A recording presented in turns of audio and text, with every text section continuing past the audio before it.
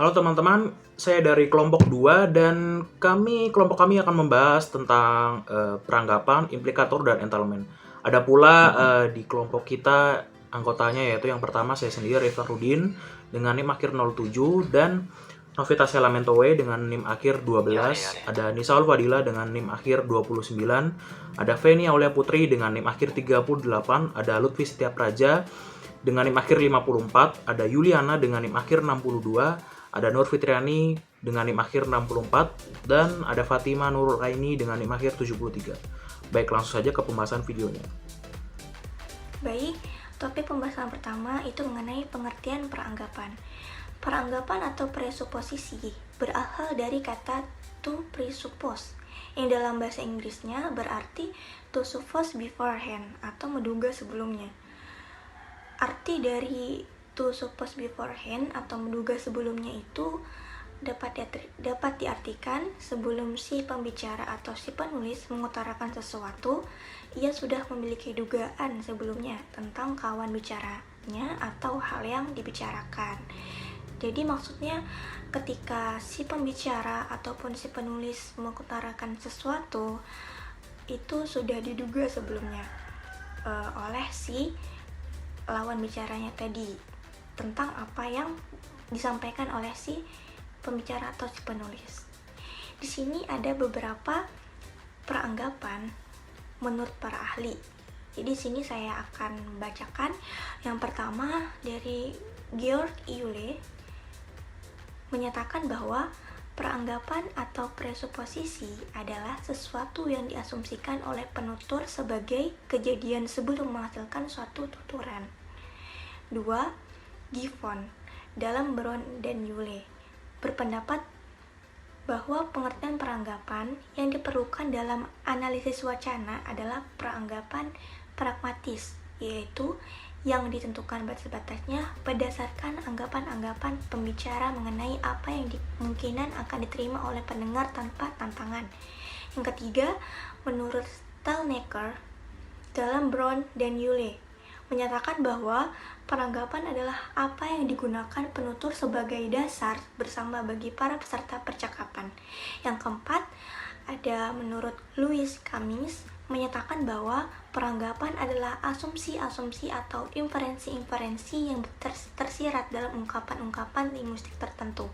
Dan yang terakhir, menurut Nababan, memberikan pengertian bahwa peranggapan itu sebagai dasar atau penyimpulan dasar mengenai konteks dan situasi berbahasa. Maksudnya menggunakan bahasa yang membuat bentuk bahasa, yaitu kalimat atau ungkapan tadi, mempunyai makna bagi pendengar atau penerima bahasa itu dan sebaliknya.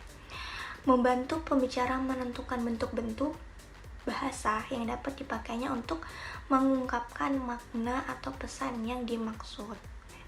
Jadi di sini saya simpulkan bahwa pengertian peranggapan itu adalah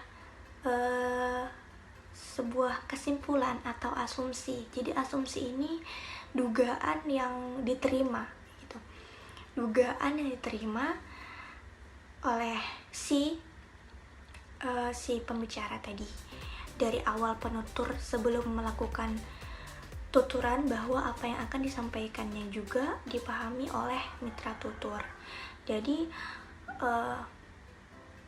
bahan pembicaraannya itu sudah diduga gitu. Nah, kalau si lawan bicaranya ini akan paham atau mengetahui apa yang disampaikannya, seperti itu. Baik, selanjutnya saya akan menjelaskan mengenai ciri peranggapan. Nah, ciri peranggapan yang mendasar adalah sifat keajekan di bawah penyangkalan menurut Iyule 2006. Maksud dari pernyataan tersebut adalah peranggapan atau preposisi suatu pernyataan akan tetap ajek atau tetap benar, walaupun kalimat itu menjadi kalimat negatif atau dinegasikan. Nah, untuk memahami apa yang telah saya jelaskan, mari kita sama-sama perhatikan contoh yang tertera di slide. Nah, contoh yang pertama yaitu kalimat A, gitar Budi itu baru. Yang kedua yaitu kalimat B, gitar Budi tidak baru. Nah, Seperti yang bisa kita lihat, kalimat B adalah bentuk negatif dari kalimat A. Peranggapan dalam kalimat A adalah Budi mempunyai gitar. Nah, dalam kalimat B ternyata peranggapan itu tidak berubah, meski kalimat B mengandung penyangkalan terhadap kalimat A, yaitu memiliki peranggapan yang sama, yaitu adalah Budi mempunyai gitar. Nah, jadi yang tetap harus kita ingat dalam ciri peranggapan ini adalah sifat keajekannya yang tidak berubah atau tetap benar walaupun terdapat bentuk negatif atau diubah ke dalam bentuk negatif. Sekian dari ciri peranggapan. Selanjutnya saya persilakan teman saya untuk melanjutkan. Kemudian ada jenis-jenis presuposisi yang diungkapkan oleh George Yule, yaitu ada 6 jenis presuposisi. Yang pertama ada eksistensial. Nah, eksistensial ini berarti presuposisi yang menunjukkan asumsi yang keberadaannya nyata dan diungkapkan dengan kata yang pasti. Maksudnya, mengungkapkan hal yang benar-benar ada. Nah, seperti contohnya, yaitu orang itu berjalan. Nah, presuposisinya itu ada orang yang berjalan. Mengapa itu disebut presuposisi? Karena bersifat nyata, benar-benar ada.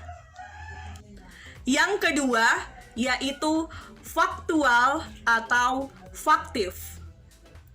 Jenis presuposisi ini diikuti oleh kata kerja dan dianggap sebagai kenyataan. Contohnya, dia tidak menyadari bahwa dia sakit. Nah, kata kerja menyadari diikuti oleh presuposisi dia sakit. Jadi, dia sakit ini merupakan presuposisi yang dianggap sebagai kenyataan. Yang ketiga, ada non-faktual atau non-faktif. Presuposisi ini diasumsikan tidak benar atau tidak nyata, yang ditandai dengan kata kerja bermimpi atau berpura-pura. Contohnya, dia berpura-pura bahagia. Jadi, presuposisinya itu dia tidak bahagia. Karena presuposisi ini dinyatakan tidak benar atau tidak nyata. Kemudian ada leksikal. Bentuk presuposisi jenis ini maknanya secara konvensional atau sudah disepakati diterangkan dengan presuposisi yang tidak dinyatakan. Maksudnya seperti contoh ini. Dia berencana melarikan diri. Berarti presuposisinya dia mencoba melarikan diri. Nah, presuposisinya itu tidak dinyatakan. Nah, atau contoh lain seperti dia berhenti merokok. Presuposisinya dulu dia biasa merokok. Nah, presuposisinya itu tidak dinyatakan. Kelima, ada struktural. Bentuk presuposisi ini mengacu pada struktur kalimat tertentu dan sudah dianalisis sebagai praanggapan yang tetap. Juga, bentuk struktur tersebut telah diasumsikan kebenarannya. Secara konvensional, diinterpretasikan pada kata tanya kapan dan di mana. Contohnya, kapan dia meninggal. Presuposisinya, seseorang telah meninggal. Terakhir, yang keenam ada counterfaktual. Counterfaktual ini adalah presuposisi yang tidak benar dan bertolak belakang dengan kenyataan. Contohnya, andai saya tidak menangis, presuposisinya saya menangis.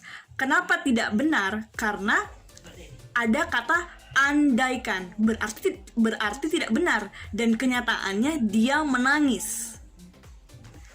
Selanjutnya, materi bagian kedua yaitu membahas tentang implikatur. Pertama, pengertian dari implikatur. Dalam suatu tindak percakapan, setiap bentuk tuturan pada dasarnya mengimplikasikan sesuatu. Implikasi tersebut adalah maksud atau proposisi yang biasanya tersembunyi di balik tutur yang diucapkan dan bukan merupakan bagian langsung dari tutur tersebut. Ini menurut dari Parker tahun 1986 dan Wijana tahun 1996. Kemudian ada konsep implikatur. Implikatur mengisyaratkan adanya perbedaan antara apa yang diucapkan dengan apa yang diimplikasikan. Namun perbedaan itu tidak menjadi kendala dalam percakapan, karena para pembicara sudah saling mengetahuinya. Oleh karena itulah, implikatur tidak perlu diungkapkan secara eksplisit. Kemudian di sini kalian bisa lihat contoh yang bagian A, jam berapa sekarang, dan yang B, kereta api belum lewat. Secara konvensional struktural, kedua kalimat dalam percakapan itu tampak tidak saling berhubungan, namun sebenarnya terdapat faktor-faktor kebiasaan lain yang ikut dalam kalimat tersebut. Perhatikan kalimat dalam kurung di bawah ini. Kalimat yang bagian A, sanggupkah Anda memberitahu kepada saya, maksudnya jam berapa sekarang, sebagaimana dinyatakan dalam penunjuk jam, dan kalau bisa tolong beritahukan kepada saya. Kemudian yang B, saya tidak tahu secara tepat jam berapa sekarang, tetapi dapat saya beritahukan kepada Anda suatu kejadian dari mana Anda dapat menduga kira-kira jam berapa sekarang, yaitu maksudnya kereta api yang biasa belum lewat. Kemudian ciri-ciri dari implikatur dibagi menjadi 6. Yang pertama, implikatur tidak dinyatakan secara eksplisit. Yang kedua, tidak memiliki hubungan mutlak dengan tuturan yang merealisasikannya. Yang ketiga, termasuk unsur luar wacana. Yang keempat, implikatur dapat dibatalkan. Yang kelima, bersifat terbuka penafsiran atau banyak makna. Yang keenam, terjadi karena mematuhi atau tidak mematuhi prinsip kerja sama dalam percakapan. Baik, selanjutnya saya akan menjelaskan mengenai jenis-jenis implikatur. Implikatur terbagi menjadi dua, yaitu implikatur konvensional dan implikatur percakapan. Yang pertama, implikatur konvensional, yaitu implikasi atau pengertian yang bersifat umum dan konvensional. Semua orang pada umumnya sudah mengetahui dan memahami maksud atau implikasi suatu hal tertentu. Pemahaman terhadap implikasi yang bersifat konvensional mengandaikan kepada pendengar atau pembaca memiliki pengalaman atau pengetahuan umum. Contoh yang dikemukakan oleh Samsuri, Ahmad orang Aceh, karena itu dia berani dan konsekuen. Yang kedua, Siti putri Solo, sebab itu dia halus dan luwes. Pasangan unsur yang menentukan adanya makna konvensi pada bentuk contoh yang pertama dan kedua tadi, yaitu orang Aceh berani dan konsekuen, Putri Solo halus dan luwes. Meskipun makna konvensi semacam itu masih dapat diperdebatkan, namun diharap pendengar atau pembaca dapat memahami dan memaklumi sifat konvensionalnya. Implikatur konvensional bersifat non-temporer, artinya makna itu lebih tahan lama. Suatu leksem tertentu yang terdapat dalam suatu bentuk ujaran dapat dikenali implikasinya karena maknanya yang lama dan sudah diketahui secara umum. Contoh lainnya, Yayu Basuki berhasil menggondol kejuaraan di Prancis terbuka. Yang perlu diperhatikan ialah implikasi kata menggondol dan kejuaraan. Leksem-leksem itu maksudnya ialah meraih, bukan menggondol seperti yang dilakukan oleh binatang. Dan kejuaraan olahraga tenis. Arti dan informasi di dalam kata tersebut sudah tepat dan benar, karena secara umum orang mengetahui bahwa Yayu Basuki adalah atlet olahraga tenis, bukan olahraga lainnya. Jadi leksem kejuaraan tidak tepat apabila implikasi konvensionalnya dipahami selain itu. Yang kedua, implikatur percakapan. Implikatur percakapan muncul dalam suatu tindak percakapan. Oleh karena itu, sifatnya temporer dan non-konvensional, atau sesuatu yang diimplikasikan tidak mempunyai relasi langsung dengan tuturan yang diucapkan. Menurut Chris, ada seperangkat asumsi yang melingkupi dan mengatur kegiatan percakapan, yaitu prinsip kerjasama atau cooperative principle. Jika ada dua orang bercakap-cakap, percakapan itu dapat berlangsung dengan lancar berkat adanya semacam kesepakatan bersama. Kesepakatan itu antara lain berupa kontrak tak tertulis bahwa ihwal yang dibicarakan itu harus saling berhubungan atau berkaitan. Hubungan atau keterkaitan itu sendiri tidak terdapat pada masing-masing kalimat secara lepas. Maksudnya makna keterkaitan itu tidak terungkap secara literal pada kalimat itu sendiri. Ini yang disebut implikatur percakapan. Contohnya, saya mau ke belakang. Ada kamar kecil di sini, ada di rumah. Contoh kedua, saya agak pusing. Ada dekolgen, ada di rumah. Saya agak pusing. Ada dekolgen, ada di laci meja saya. Prinsip kerjasama dalam percakapan itu dilanggar pada contoh satu dan yang kedua, tetapi tidak dilanggar pada contoh yang ketiga. Kadar pelanggaran pada kalimat kedua masih dapat diterima. Jawaban si B pada kalimat kedua dapat ditafsirkan sebagai tindak mengajak bergurau si A. Dengan kata lain, keterkaitan di antara kalimat si B dan kalimat si A pada kalimat 2 masih dapat direka-reka adanya upaya mengaitkan si A dan si B dilakukan pada dialog 1. Ya, itu tadi jenis-jenis implikatur. Sekian dari saya. Baik teman-teman, saya akan menjelaskan kegunaan implikatur. Menurut Levinson, implikatur atau konsep mengenai implikatur dalam kajian pragmatik memiliki sekurang-kurangnya 4 fungsi kegunaan, yaitu yang pertama, memungkinkan diperolehnya penjelasan fungsional yang bermakna terhadap fakta-fakta kebahasaan yang tidak terjangkau oleh teori-teori linguistik. Yang kedua, memberi penjelasan yang tegas dan eksplisit tentang bagaimana kemungkinannya bahwa pemakai bahasa dapat menangkap implikasi atau pesan walaupun yang diucapkan secara lahiriah berbeda dengan apa yang dimaksud. Lalu kegunaan yang ketiga, dapat menyederhanakan pemberian semantik dari perbedaan hubungan antara klausa walaupun klausa-klausa itu dihubungkan dengan kata-kata yang sama. Lalu kedua, ada piranti memahami implikatur. Dengan tidak adanya keterkaitan semantik antara urutan dengan sesuatu yang diimplikasikannya, maka dapat diperkirakan bahwa sebuah tuturan akan dapat melakukan kekeliruan dalam menangkap implikatur yang disampaikan kepadanya. Selanjutnya saya akan menjelaskan materi yang terakhir, yang ketiga tentang entailment. Pengertian entailment menurut beberapa ahli. Yang pertama menurut Yule, mengemukakan bahwa entailment adalah suatu yang secara logis ada atau mengikuti apa yang ditegaskan dalam tuturan. Yang kedua menurut Griffiths, mengemukakan bahwa entailment adalah sebuah tipe penting dari kesimpulan yang terpusat di dalam semantis. Dan yang ketiga menurut Harimurti, mengemukakan bahwa entailment merupakan makna yang timbul sebagai akibat yang ada dalam suatu bentuk.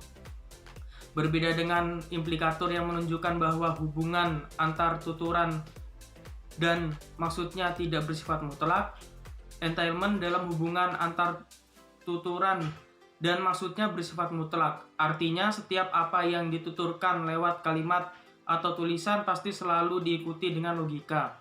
Maka mutlaknya konsep entailment itu ada karena sebuah kalimat yang saling mengikuti. Maka kebenaran kalimat tersebut tetaplah stabil. Ya baik, jadi materi selanjutnya adalah contoh entailment.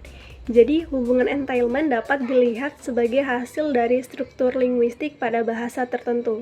Sumber dari entailment dapat menjadi leksikal atau sintaksis. Dan untuk memahaminya diberikan contoh yang dikemukakan oleh E. Dewa Putuwijana 1996-36 sebagai berikut. Yang pertama, Ali membunuh Joni, Joni mati. Yang kedua, Dimas menggoreng ikan, Dimas memasak ikan. Kalimat Joni mati dan Dimas memasak ikan merupakan bagian atau konsekuensi mutlak atau necessary konsekuensi dari tuturan Ali membunuh Joni dan Dimas menggoreng ikan. Karena membunuh secara mutlak mengakibatkan mati dan menggoreng secara mutlak berarti memasak.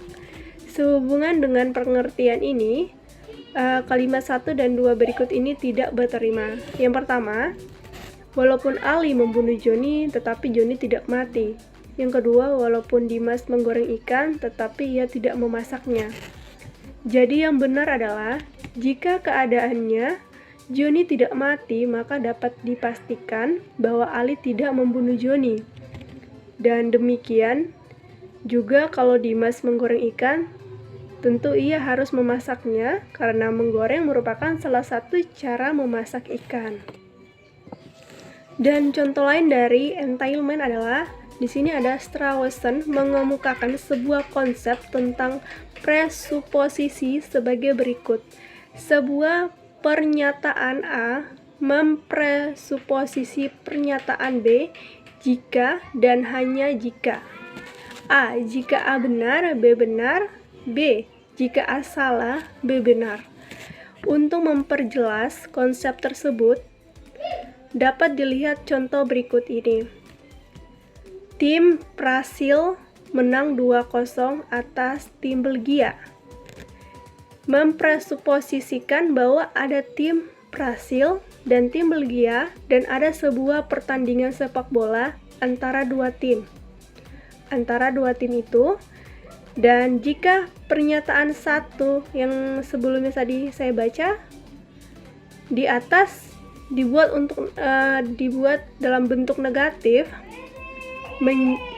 menjadi tim Brasil tidak menang 2-0 atas tim Belgia, presuposisinya tetap sama.